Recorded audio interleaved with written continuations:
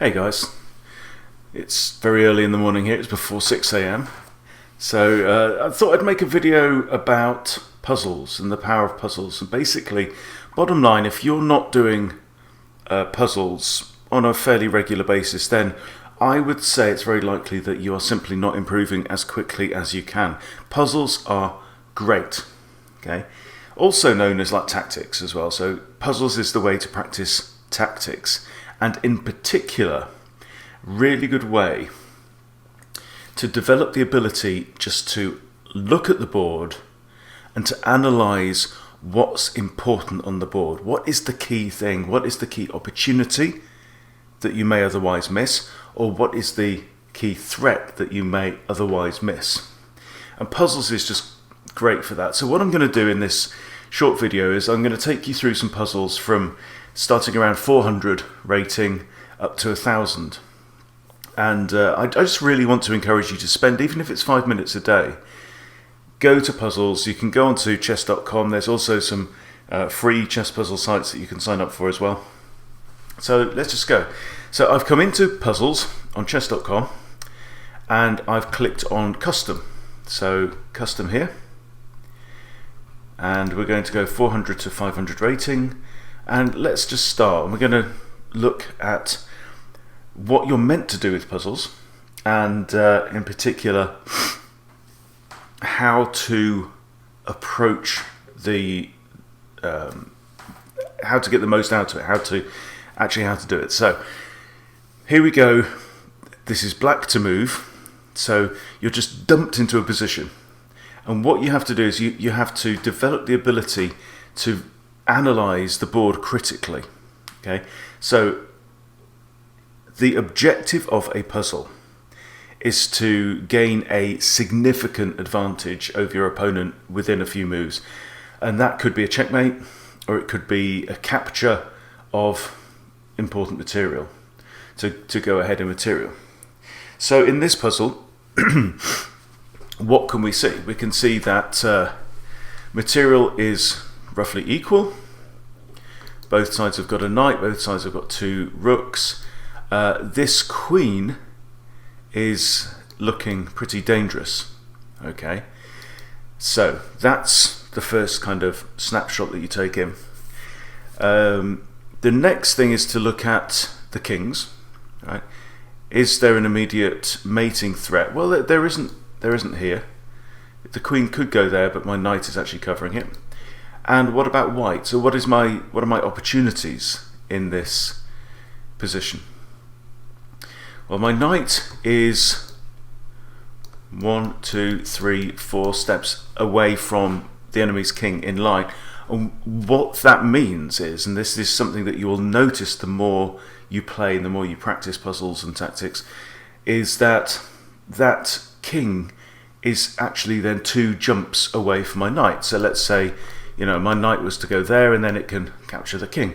What that means is that the king is 1 jump away from check. And then what I need to do is I need to look at all the squares that my knight could go to, because it's very unlikely that my king's going to play any part. My king actually cannot move in this position.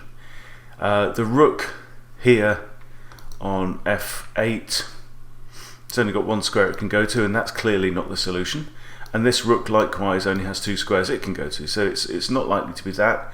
My queen has got very few options either. So that really only leaves this knight. Okay, so where can this knight go to? Well, it can't go to there because my king's there, and pawns. And then if you look at these squares, you will notice that this one here would put the king in check. And it's also a fork because it puts the it attacks white's queen as well. So the solution of the puzzle, I would imagine, is to put my knight there. Another key thing about this is when you're doing puzzles is to figure it out in your mind before you make any move. The one thing that you really don't want to do is just to guess at what the first move might be. Okay. So now I can capture the queen. The king's been forced to move away, and that's the solution of the puzzle. Okay, let's do another one between 400 and 500. All right. So this is clearly in the opening of the game. The king has moved to f2 and then back to its starting square. So there's no real danger here for black. My queen's out in the board, and I see that I do have one check. So the thing about puzzles is that you should always be able to figure it out, even though the solution might be 5 or 10 moves deep as you climb up ratings, right? It's all the same stuff. It's all tactics, which is moves, combinations and patterns that you can apply to get an advantage over your opponent. It's just that as you climb up, they get a bit more subtle and they get a bit deeper. So you have to use combinations of tactics rather than just single blunt tactics. So here I see I have a check, and if I go there, then the white king's in check. The only way you can get out of check is to move this pawn forward. But then if my queen's here, I can capture this pawn with check, which is good.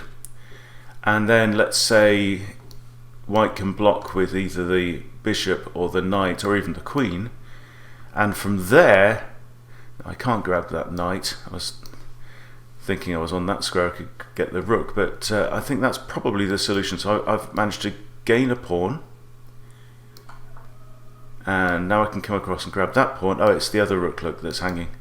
Yeah, and now I can get this rook, you see, because the pawn's moved. And that's the solution of the puzzle. Okay, let's move up to 500 to 600 rated puzzles.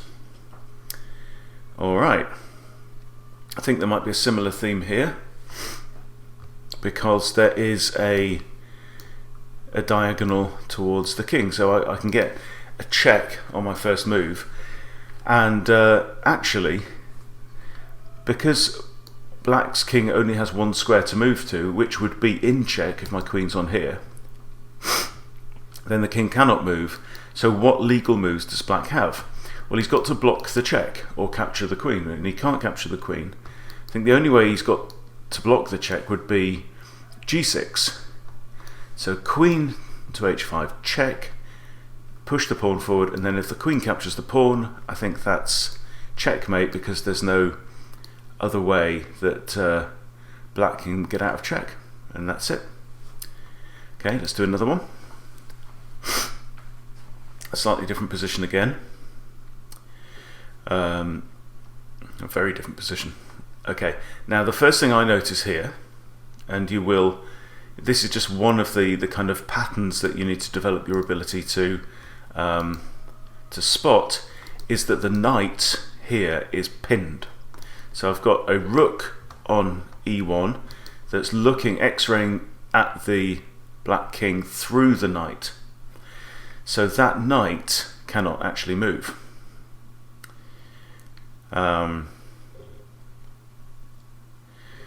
So that's one thing.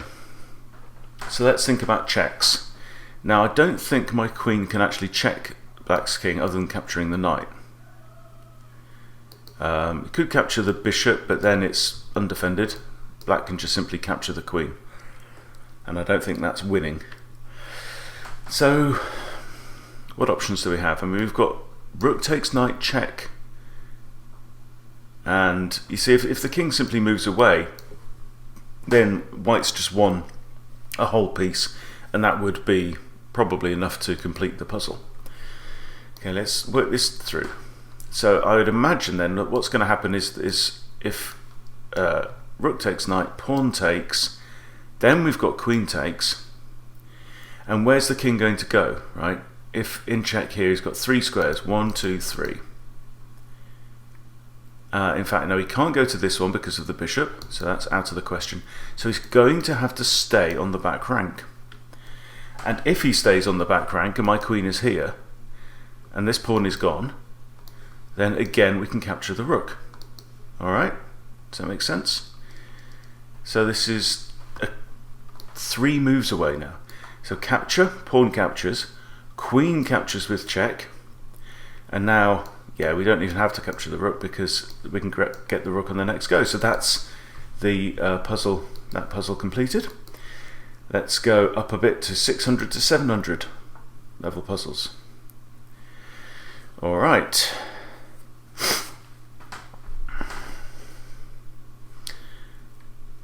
Okay, so clearly the rook's just moved here, so my queen is under attack. Now, a beginner would automatically say, oh no, my queen's under attack, I have to move my queen. Well, that ain't necessarily so, okay? Sometimes you can't move a piece, it might be trapped. Sometimes there may be a better move than simply moving your attacked piece away. I mean, one example is, it's not the right example, the right answer, but I could capture the rook. That's a possibility. But then king captures queen, and I'm down in material. So then you have to, excuse me, look at other forcing moves. And a forcing move is something that your opponent has to respond to. And the ultimate forcing move is actually check, because your opponent cannot legally do anything else if he's in check other than get out of check. So he has to get out of check on his very next move, right? He's not allowed to do anything else. It would be against the rules of chess to do anything else. So, what checks do we have?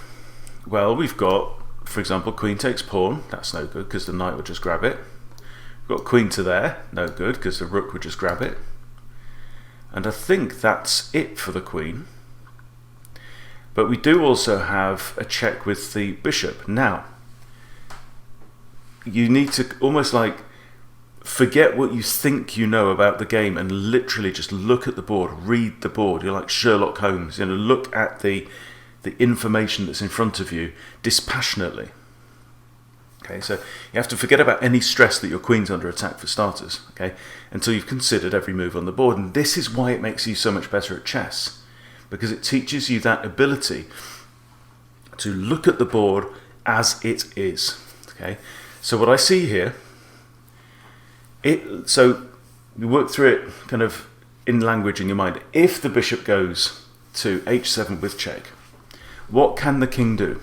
Okay, so the king's in check. He can't go to here because that's in check by the queen. So he either has to go to h8 or he captures the bishop.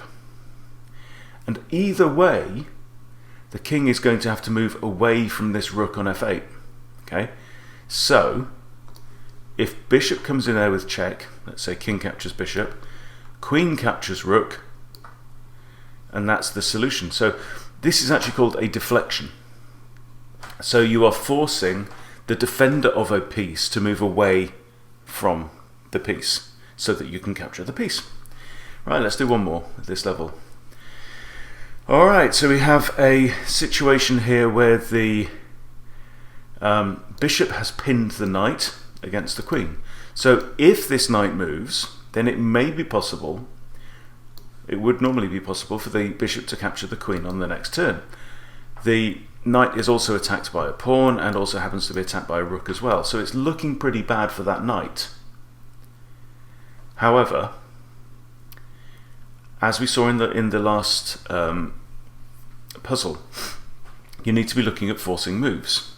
And the best one, the ultimate one, is check. So one thing I notice is that, again, look at the position of the knight and the king. Okay, we have a king that is 2 jumps away from the knight. Therefore, if the knight goes to here, it will come with check. Right? And when the king's in check, the bishop can't take the queen because the king's in check. He has to get out of check on the next turn. So let's say if knight goes to there, and queen captures knight, and then queen captures bishop, and then we might have an exchange of queens. In fact, it's quite likely because the queen would then be threatening to come into h2. So I think that is the solution. And what we've done here is we have actually resolved a very sticky situation. Black is actually now up in material, okay, because we've got 2 bishops and 2 rooks. So we've defused a very unpleasant looking attack against that knight through this kind of intermediate move that you play and put the opponent in check. Alright, so 700 to 800 now. Right, so we are black, and this is our side of the board. So there is a threat. Obviously, this pawn has just moved to b6. It is 2 moves away from promoting and therefore winning the game. Right? Now, what we have to do is we have to prevent that from happening. So, what can we achieve, right? There's a couple of checks here. The knight could come in with check and check the white king. But what we have to do is we have to create now a situation where there is no escape for white. Right? You have to win, win, win. And I know, because I've been playing chess for long enough, that around this king I have like a force field, right? The enemy king cannot penetrate this force field. And therefore, where does the white king have to go? He's only got 2 moves he can make. And that means that if my rook goes to h1 there, that king is actually in checkmate, because h1 covers the whole of that back rank, and I think that's the end of the game. There we go. It's literally a mate in 1 puzzle. Let's do another one at this level. Okay, queen has just taken there, so another very, very critically important skill here is to say what was my opponent's last move, and therefore what is my opponent thinking and what has changed on the board. Right? So much of chess is about that simple awareness. What just changed? And when you have like a flurry of exchanges and stuff, it's really important to be able to step back, look at the board and reassess. And that's what puzzles do. That's what puzzles are so great at doing. So what do we have here? Queen's just moved to there, threatening my queen, which is undefended. Now, if I capture this queen, the rook must recapture. And what does that mean for the game? Okay, we're looking for some way of getting a significant advantage in the game. Aha, right, now I think I've spotted it. Okay, my queen is undefended. Black's queen is defended. Alright, and what's it defended by? It's defended by the rook there on b8. So, similar principle to the previous one. Remember when we put the bishop in, forced the king to move because it was in check, had to move out of check, so it captured the bishop and we could then capture the rook. Right, so what I'm seeing is we have this nice open file here. So if we move our rook from c1 to c8, the king's in check, right? And therefore the king has to get out of check. Now the king can't move out of check. So there are only 2 options. Option 1, rook takes rook. Okay, now he's out of check, but then this rook has now moved away from the defense of the queen so we can grab the queen, right? There's another option. Option B is rook moves to here and the bishop blocks, right? But then rook takes bishop and the king's in the same position. Yeah, he's still in check. So, hang on. Rook to there. Bishop blocks. We grab the bishop. And if the king captures, so if the rook captures, we can have his queen, right? If the king captures, we have a check with the bishop, maybe. This is actually slightly more complicated than I thought. That's definitely the first move. That's definitely the second move. Okay, so it's going to be for definite rook to there. Oh, he's played rook captures. Why didn't he block? Huh. Anyway. So let's look at this again. Okay, if rook to here, I was expecting bishop to block. And then captures bishop, and king recaptures, then we might have a check, or a check here. Yeah, I don't know why we didn't have bishop blocks there, but maybe we could analyse that another time. Interesting. Right, should we make it slightly harder? This is 800 to 900 puzzles. Okay, rook's come into here, and why did it stop on e2? It stopped on e2 because it's looking at f2. So there's a threat of the queen coming in, defended by the rook, capturing on f2. Now, what I notice is that we have two pieces. We've got a rook and a queen that can look, both of which can land on this back rank. The queen, however, can't go here because it would be captured. Therefore, what I'm thinking is, the first move is going to be rook to c8. Queen cannot interpose. That doesn't make sense. So the king has to move, and it can't stay on the back rank, so it's going to have to go here. And when that happens, notice that the rook is not defended. Okay? So let's show how this works. Oops. Okay, rook goes to there, king goes to there, and now what I want to do is I want to attack both the king and the undefended rook at the same time with my queen. So if I move my queen to here, that is a fork, and I win the enemy rook. Okay, next one. Knight has moved into here. It is kind of looking at the c7 pawn, but that's defended by a bishop. Okay, my queen is in line with this king. So if this pawn were to move, that would be check. The bishop is defending this knight here.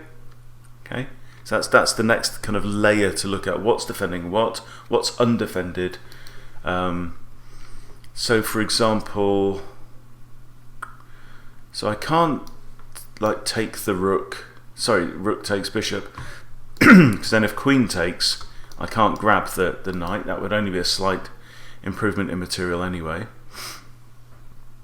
So I'm looking at forcing moves. For example, even what about just pushing the pawn?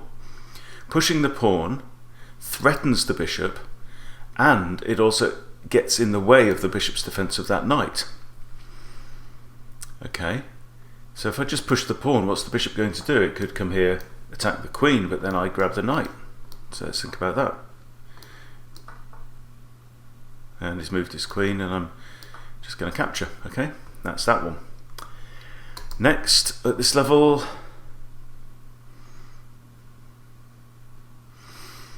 right, so let's read the board. Our queen, if we're black, our queen is up near white's king. The queen is not going to be able to capture this rook because it's defended by two knights, and the king and the queen, and after the queen, the rook, so it's defended by almost everything. So capturing that rook I don't think is the objective. There's clearly tension between these two bishops. They can capture each other.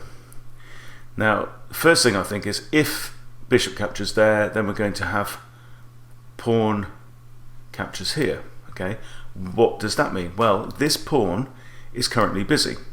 It's doing two jobs. It's actually overworked defender. That's the name of the tactic. The pawn is busy protecting that bishop and protecting that knight. It's the only protector of both pieces. So if bishop captures bishop and pawn captures bishop, then queen can capture knight. Simple. Okay, so this is what you have to say to yourself. In the puzzle, all the information is there on the board. What you are doing is you are developing your ability to read the board. Okay, last level, we're now looking at 900 to 1000. Okay, let's do a couple of these, and that will be enough. I hope that this is inspiring you to see how doing these puzzles on a regular basis is developing your vision for the board and developing your tactical know-how. Okay, what have we got? Well, the first thing I look at is the enemy king, who is currently penned in. Now, if my queen, say, jumped to d1, that would be checkmate, other than the fact that this knight could capture the queen. right? So if this knight couldn't get to that square, right, then queen to d1 would be checkmate. Now, is there any way? Aha! Now I see it. You see, so that's what I'm looking. So queen to there is almost checkmate, other than for the knight. So really use language. Talk to yourself about the puzzle. Okay. In addition, rook to f1 would also be checkmate if it weren't for the knight on there. Okay.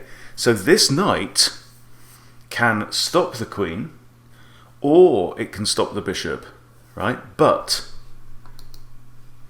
so let's say I move the rook first. Okay. Knight captures rook, and then queen comes in, but the knight's in the way there, and the king just moves across and defends the knight. Okay, but if queen goes there first, knight captures queen, and then rook to f1, the knight's on the wrong side. It can't get in the way. It can't get to this square. So I think that's the solution.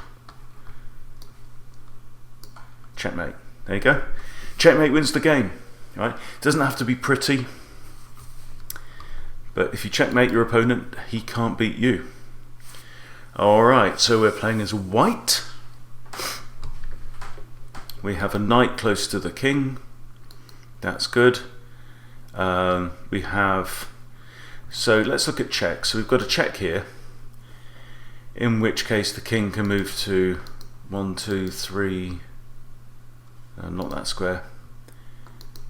Lots of moves, right? So that isn't likely to be the way forward. We've got a check with a rook as well, and then the king can't stay on this 6th rank. Would have to move either here or here. Okay, and he can't move here because the knight would then grab the bishop and be in a winning position. And what about if he goes there? So let's look at this. Okay, so rook to there, knight to there.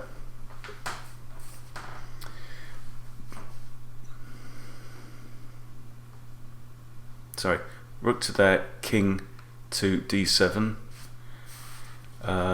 What about then rook back?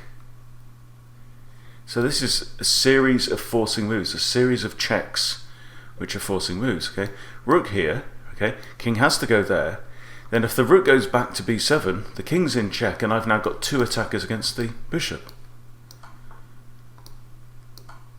And that's it. That is the solution. That's all you have to spot, right? And you are capable of figuring that out. You are capable of reading that from the board.